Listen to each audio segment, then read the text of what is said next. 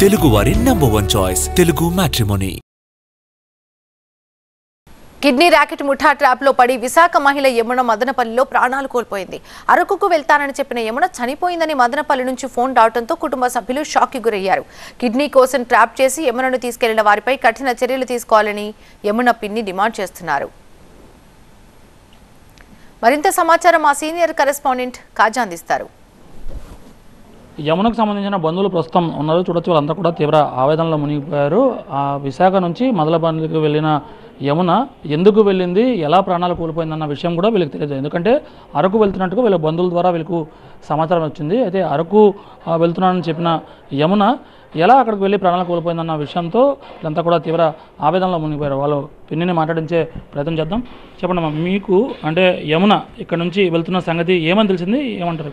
అంటే యమున అక్క అది అరకు వెళ్తుంది అని వాళ్ళ అన్నయ్య ఫోన్ చేశాడు అనమాట. ఎందుకు ఇప్పుడు వెళ్ళడం, అందరం కలిసి సంక్రాంతికి వెళ్తాం కదా కుటుంబ సభ్యులు అందరము, ఎందుకు ఫ్రెండ్స్తో సరదాగా వెళ్తాననేసి యమున అక్క వెళ్తానని చెప్పింది అని వాళ్ళ వదిన చెప్పింది అనమాట ఆ పాపకి.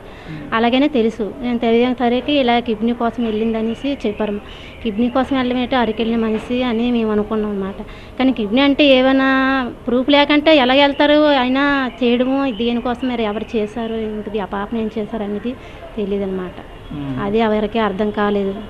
ఏమో ఆ పాపను మరి ఏం చేశారా, ఏం మాయం చేశారా, ఏటనేది ఎవరి ట్రాఫిక్ ఉందా ఏటనేది తెలీదు.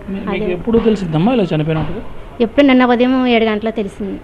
అది ఇప్పుడు మన వాళ్ళు చెప్తున్నారు మొన్న సాయంత్రం చనిపోయిందని. అప్పుడు మరి ఫోన్ చేసి చెప్పొచ్చు కదా అనేసి అన్నాము. నిన్న తెల్లవారు తెలిసింది, 7 గంటలకల్లా తెలిసింది ఇలాగ ఏం చనిపోయిందంట. చనిపోవడం ఏమిటి, ఏం జరిగింది, ఇలాగనే కిడ్నీ కోసం అంటే ఎవరి కోసం అరకెళ్ళిందని చెప్పారు కదా, కిడ్నీ మార్పిడి చేయడం ఏంటి, ఎవరి సంతకాలు లేకుండా ఎలా చేస్తారు అనేసి మేము అన్నామన్నమాట.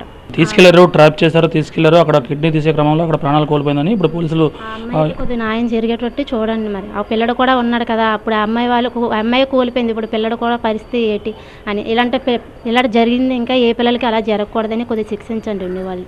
ఆమె అరకుకు ఫ్రెండ్స్తో కలిసి వెళ్తున్నట్టు మాత్రమే వీళ్ళకి తెలుసు. ఆ తర్వాత నిన్న అక్కడ పోలీసుల నుంచి సమాచారం వచ్చిన తర్వాత వీళ్ళు తీవ్ర ఆవేదనలో మునిగిపోయారు. దీని వెనుక ఎంతటి వారు ఉన్నా వారిపై కఠినంగా చర్యలు తీసుకోవాలి, ఆ కుటుంబానికి న్యాయం చేయాలని డిమాండ్ చేస్తున్నారు. కెమెరా పర్సన్ బాబుతో ఖజా TV9 విశాఖపట్నం. తెలుగువారి నంబర్ 1 చాయిస్ తెలుగు మ్యాట్రిమోనీ.